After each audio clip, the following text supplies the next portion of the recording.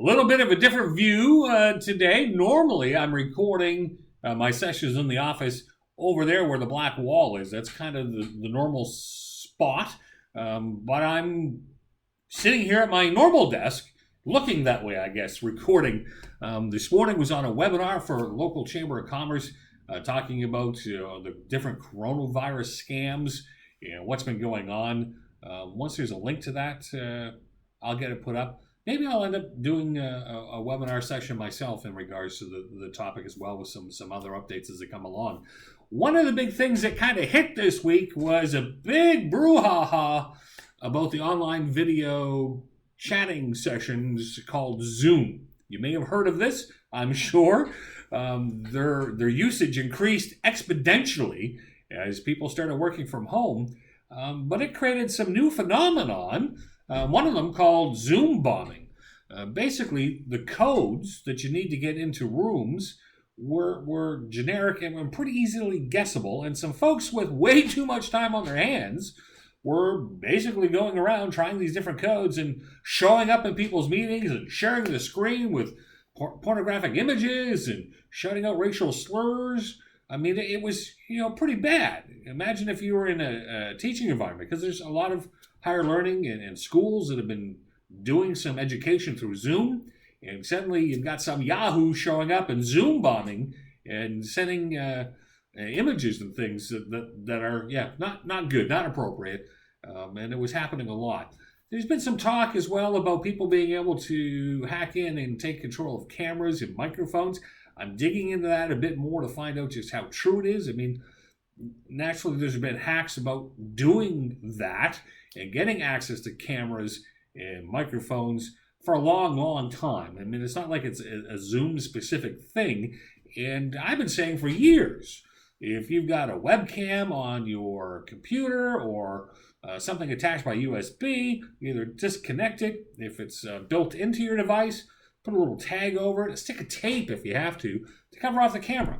Because relying on the fact that there's a light beside your camera to protect you from somebody turning it on and seeing what you're doing, not good, because there's ways to not turn the light on, but still have the camera working. So again, whether it's Zoom or not Zoom, cover off your camera so you can't see it. So there's been all this hubbub about this stuff that's going on, and interestingly, just came out a few minutes ago, Zoom has announced some immediate changes that are going to be coming into effect on Monday. So like 2 days away from right now. This is Friday, end of the work week, and they're saying, hey, starting on Monday, these are coming into effect.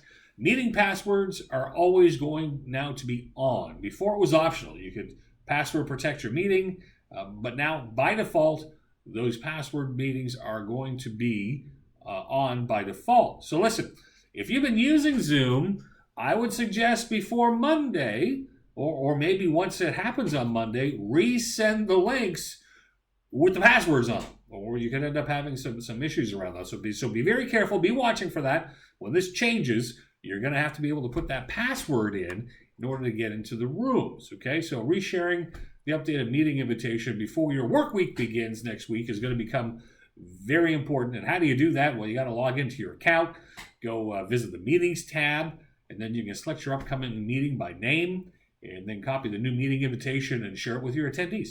Kind of the same way that you did it originally, but just copy the link and resend it back out.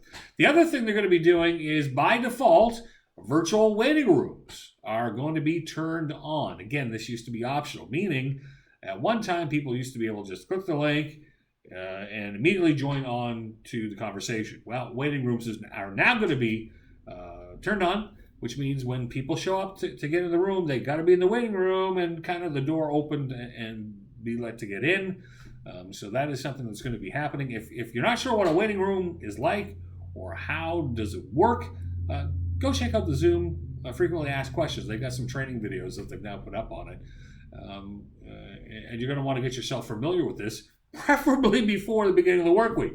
Because if you've been using this meeting stuff as Zoom for your meetings, these changes, as I said, are going to be happening. So it's interesting that once some media hits about, hey, there's some problems around this, it doesn't take long for companies to step up and start trying to change things. I mean, let's be clear. These features were there and many people just didn't turn them on.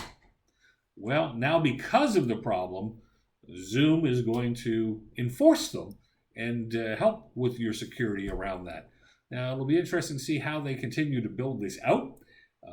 With all the demand that suddenly happened, it's kind of a fluid situation for them, I'm sure. The same as this working from home thing is a fluid situation for many of us. So kudos, I think, to Zoom for stepping up and making these changes to have this stuff happen. So wonderful for them. And wonderful for us to be able to get the benefit of it. Well, listen, I'm going to wrap up another week of interesting times. And next week, I'm going to be focusing more around working safely from home and discussing some more coronavirus scams as they come out. Geez, it feels like there's a new scam that's happening almost hourly. I mean, it's been crazy, like a 4,000% increase in ransomware attacks. And if you're not familiar with ransomware, that's where someone clicks the wrong link and an infection comes in and it locks up all your files and they send you a ransom note. Thus the term ransomware, that you have to pay them to get your file access back. 4,000% increase. Crazy times. So as we are transitioning to working from home, the bad guys are certainly not taking time off. They're ramping stuff up to use the emotion, to use the uncertainty, to use the confusion, to use that against us to generate their revenues. Because, guys, remember, cybercrime is a business. It's not a wonderful business for the rest of us, but they don't have any laws to follow. They don't have to worry about any moral codes. Their one job is to try to fool you so they can make money. And often they're doing that through text messages or emails or infected websites. And again, they're using that emotion to get you to respond. I'm going to talk about more of that next week. Have a great weekend. Stay safe out there.